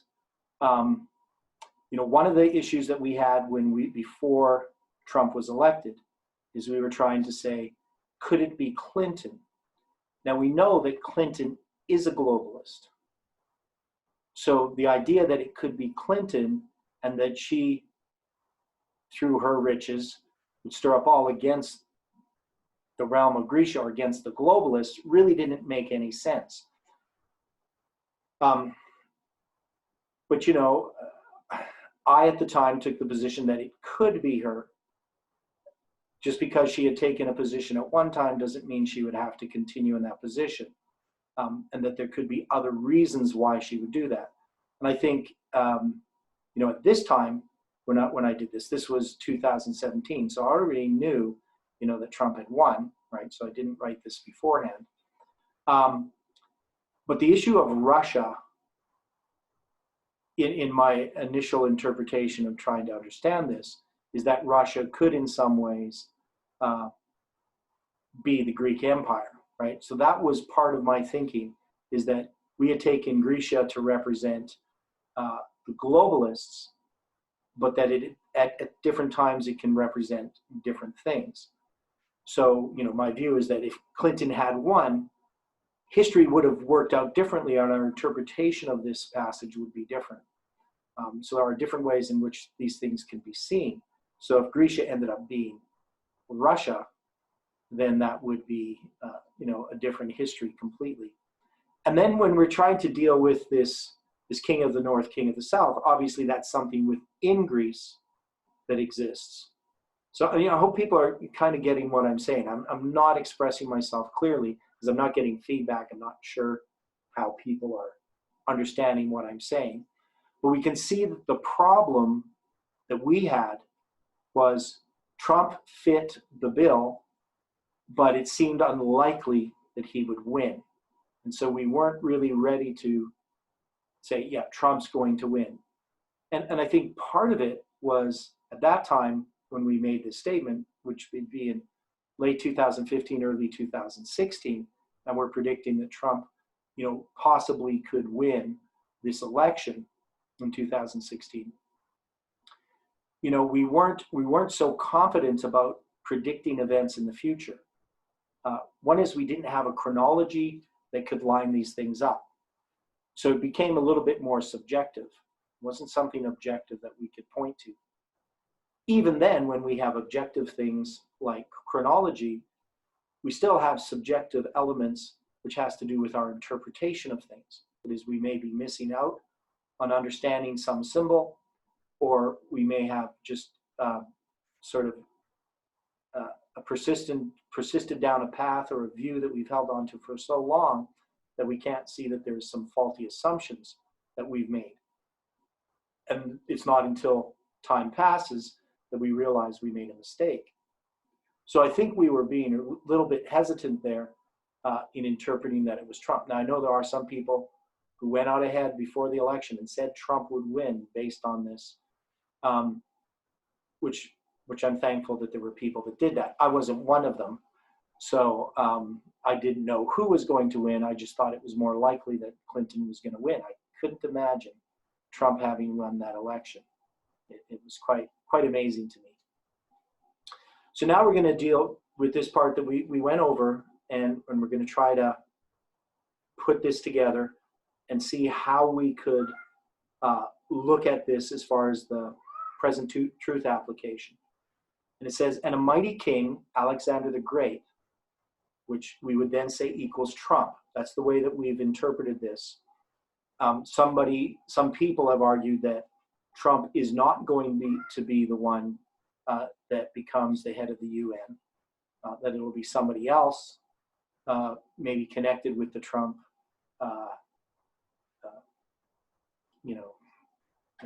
whatever, maybe the Trump family or something like that. I'm not sure what that would mean. I would still say that I think it's Trump who's going to become the head of the UN. And back at this time, of course, we never had, this is 2017 that I put this document together. We never had any definite predictions about what would happen. So like we have July 18th, and we could definitely show that if we had a nuclear war where the United States is experiencing destruction of cities, not just Nashville, but other cities, by nuclear attacks, that United States would be treated differently, and Trump would be treated differently by the world as far as his ability to deal with that crisis. So I could easily see Trump coming to be the head of the United Nations. But at that time in 2017, we really didn't have that idea. So a mighty king, Trump, shall stand up and shall rule with great dominion and do according to his will. So conquer vast territory, right? That's what Alexander did. Now, obviously that would mean that Trump himself would have to, I probably could put in there, I'm just going to do this here, just for the sake of illustration of what we need to do and how we want to interpret this. But I would go, whoops, I'm doing it on the wrong computer. I always do that. Okay, so we have to give equals.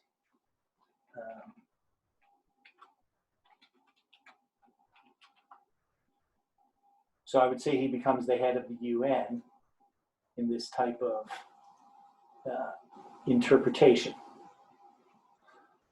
So whether that's right or not, but that's the way that I would look at it. So he stirs up all against the realm of Grecia. This was Xerxes, but now we see another one, which is Alexander the Great. And he conquers a vast territory, which becomes the empire of Greece. And then we would see that Trump would do the same thing as the head of the UN. And when he shall stand up at height of his power, the Sunday law or national apostasy. So this is how I placed it there back in 2017. So national apostasy is followed by national ruin. We know that the Sunday law is going to come. And now he wouldn't be the head of the UN at his height. Let me see it. He'll conquer vast territory. So that's the head of the UN, and he shall stand up at the height of his power, the Sunday law or national apostasy. His kingdom shall be broken. His death, 7/3/23. So that's talking about Alexander. And I'm interpreting this death as not the death of Trump, but national ruin. So how we would want to address this, I think, we're going to have to look at this in a little more detail and try to decide what the present truth application is of these. So, some of my ideas may be wrong here. When he shall stand up, what does that mean? I put at the height of his power. Maybe it's not at the height of his power. Maybe that's something to do with something else. Standing up. So Trump standing up, what does that mean? His kingdom shall be broken. We know that could refer to the death of Trump, but I would think it would refer more to national ruin. But, again, people may have different views on that. And shall be divided toward the four winds of heaven. Now, the four winds of heaven, of course, the four Hellenistic empires, or the UN. So when the United States national apostasy is followed by national ruin, the UN, in a sense, is in control of the United States. The United States ceases to be an independent nation. It becomes a part of the UN in the way that it never has. And the only way I could see that happening for Americans is if Trump was the head of the UN. Americans would accept that as being part of the UN, because we know that Trump is opposed to globalism. He's a nationalist. Americans who support Trump are nationalists. If you're going to have Americans submit to the UN, an institution which they oppose, the only way that I could see that happening is if the UN is run by America, and particularly if it was run by Trump. Now, it doesn't mean it has to be Trump, but definitely America would need to be in charge. It would control the world through the UN rather than the UN controlling America. At least that's how Americans would see it. But once you buy into that globalism, you've destroyed nationalism, and you've destroyed the prophetic role that the United States was supposed to take in being a lamb-like beast. You've now turned into this monster. So you've rejected Protestantism and republicanism. You are now a part of this world empire, which you're not supposed to be a part of. So that's the way that I would interpret that. So I want people to, this is an assignment, okay? So there's a few of you online here, anybody who happens to watch the video online. So before next Thursday, I would want people to go through this first part and make suggestions on how we would put things in brackets, and how we would understand these different symbols that are being used. And you can put an explanation as well. You can write out an explanation. So these first four verses, I think we need to be able to understand how we can put this together in a way that, and maybe even a different format if somebody has a different way in which we can distinguish between the historical fulfillment and the present truth application.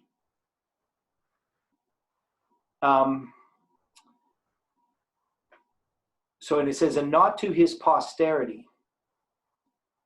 So trying to understand this, normally, obviously, with Alexander, he didn't have any children. He didn't have any legitimate heirs. He had a brother who was not too bright. But Alexander had no legitimate heirs. And so it's not to his posterity. And I put here, that would equal the Constitution. So I would look at, now, that is, maybe that's not the best way to describe it. But when the United States falls, it's a rejection of the Constitution. That is, they're not continuing that government that's a Republican government. So maybe I could word that in some other way. But They are now going into globalism, so they become part of the world, which isn't a constitutional republic. It's basically socialism. Oh, Alexander had a young son. Okay, so he did have a young son. Yeah, I think he was. I think he might have been born after he died, and one of I think Cassandra, I think, looked after him for a while, and then eventually Cassandra killed him. Okay. Okay, but he did have a brother, right? That was simple, right? We read that. Yeah. Yes. Okay. Yeah. So, but he didn't have a legitimate heir, I guess. Well, one is if he had a son, it might not have been, legitimate. But anyway, so as far as trying to understand how we would parallel that, I put in Constitution. Whether that's a good word, maybe I'm not understanding correctly, and even trying to understand it being divided to the four winds of heaven. Maybe there's another way to look at this. I mean, we know it's the four Hellenistic empires, and we know Alexander had no legitimate heir. That would be, of course, the historic application, but how we would apply that in the present truth application, that's what we need to consider. And nor according to his dominion which he ruled, his former kingdom would not be under one ruler. And I think that this would then be another thing where we could say, again, we would apply this to the UN, right? Because now we don't have one country.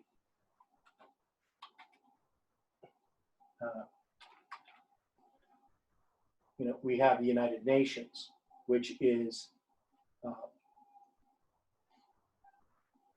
so it's divided. But we may look at this as another way as well. For his kingdom shall be plucked up even for others besides those.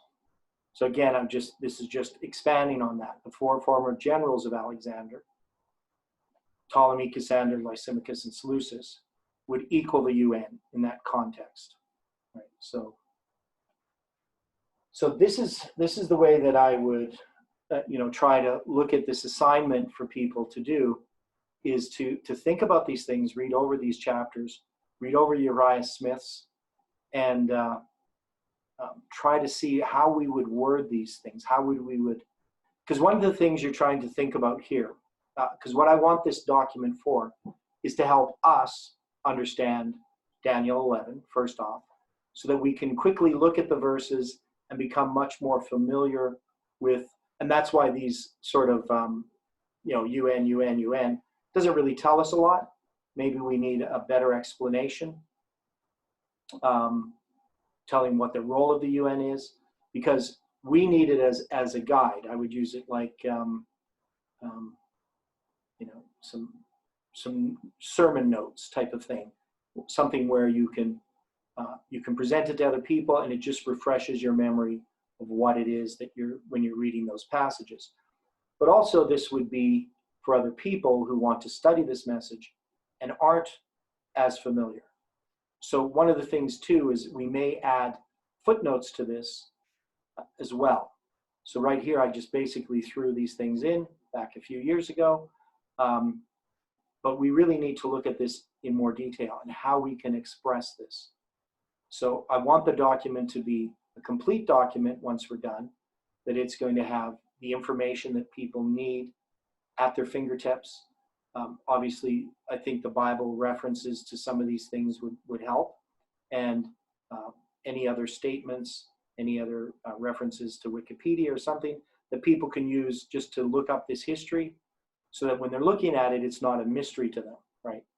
And this reminds me a little bit when Ellen White had called for a commentary on the books Daniel and Revelation. And we actually had two different productions that were trying to meet what Ellen White had asked for. Now, she was just saying, basically, if you could have the book of Daniel and the book of Revelation published with some footnotes that we could then, sell, the colporteurs could sell as just a study aid, this would be really helpful. And we had, of course, Uriah Smith produced the Daniel and the Revelation, and Stephen Haskell produced the Seer of Patmos and Daniel the Prophet. Those are the two books that he produced. And his actually fulfills that role a little bit better if you've ever read those two books. A lot of footnotes, marginal references, marginal notes in his book on Daniel and Revelation. But they still were not what Ellen White had asked for. She asked more for something more like this.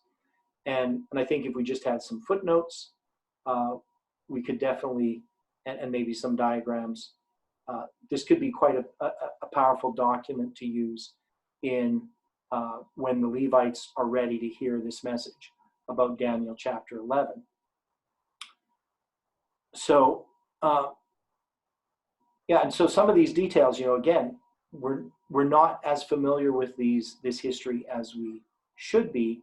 Even, and this history isn't that bad. Once we get into the line of Greece, verses 5 to 15, I find, it's very difficult. So, so for next week, obviously, it would be nice if we read over a little bit going ahead.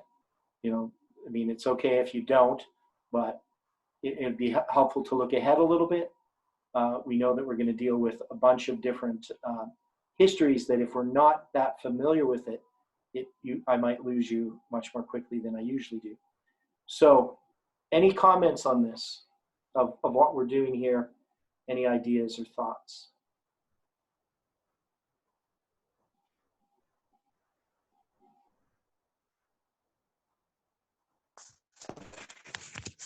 I personally like to do it in 2 columns.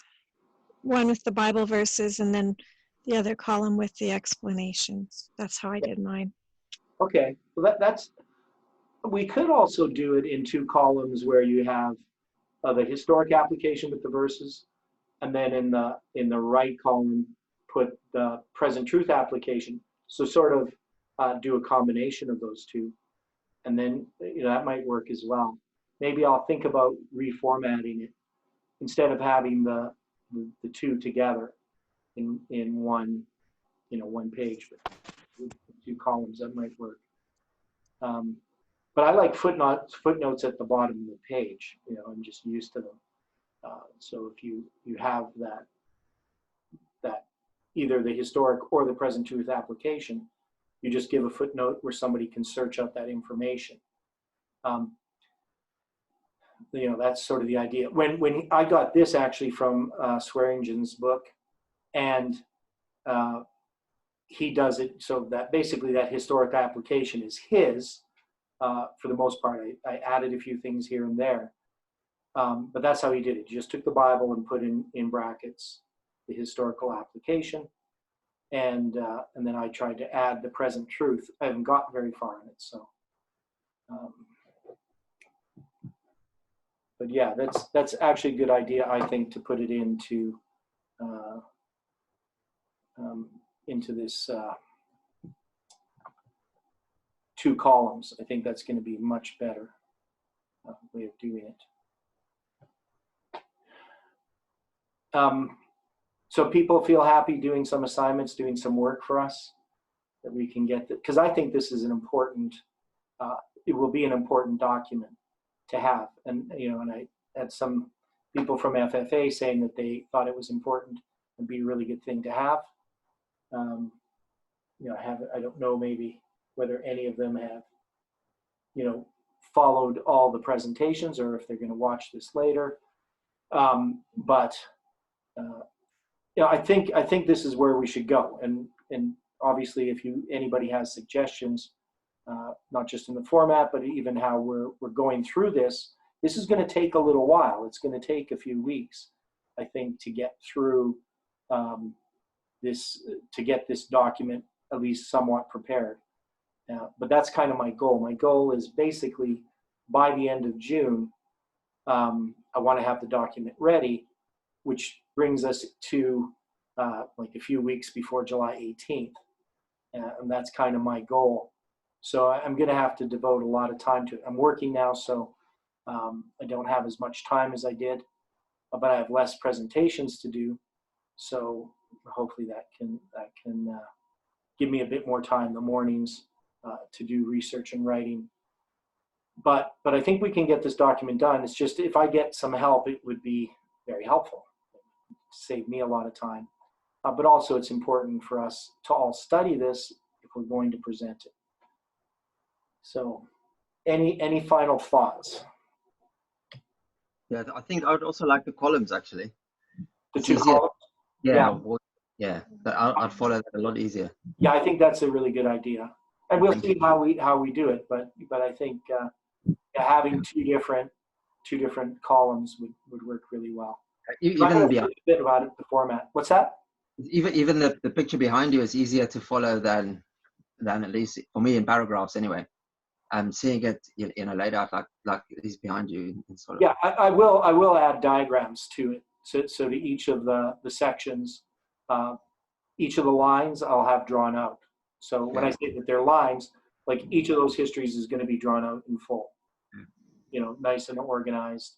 So people I guess, can see it. because I'm quite new to it, I found myself dipping into too much information. I'm not quite sure where I should start and where I should finish, and I'm kind of hoping at some point, I just, the lights go on, which I find, takes a lot of hours repeating a lot of things, where it's nice to sort of know where should you start and where should you end. Yeah. Or not, yeah, I know there's no end, but it'll be good. Just have, these are the 5 things you should start with. Yeah, I know what you're saying. Well, the thing is, obviously Daniel 11 is important, and we should be familiar with Daniel. Daniel in the Revelation by Uriah Smith. Seventh-day Adventists, we should have read those books at some time in our life.